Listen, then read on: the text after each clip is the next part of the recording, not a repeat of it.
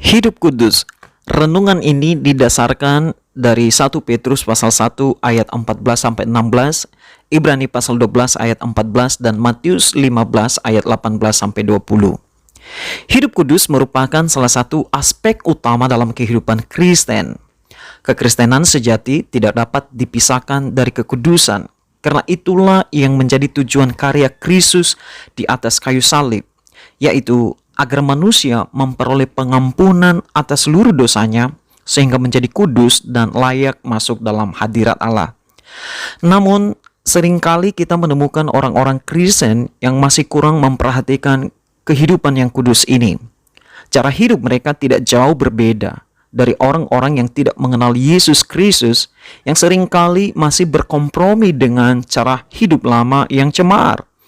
Setelah kita mengalami penebusan dan dikuduskan dalam Kristus Yesus sebagai anugerah Allah setelah percaya dan menerima Yesus sebagai juru selamat, maka kita wajib untuk hidup dalam kekudusan setiap saat.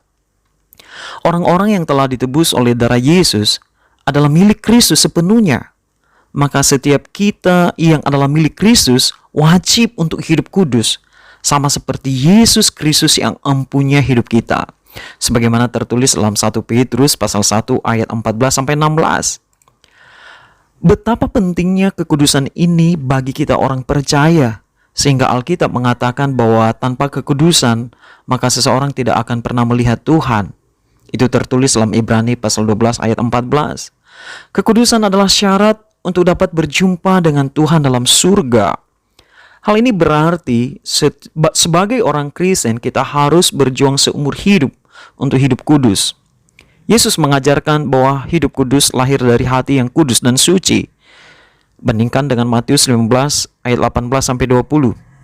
Agar kita hidup kudus dalam semua aspek, maka hati kita wajib kudus atau suci. Oleh karena itu, hubungan pribadi dengan Tuhan Yesus akan menentukan apakah hati kita akan disucikan setiap hari atau tidak.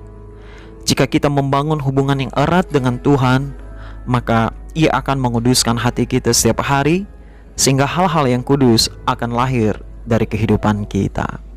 Tuhan Yesus memberkati.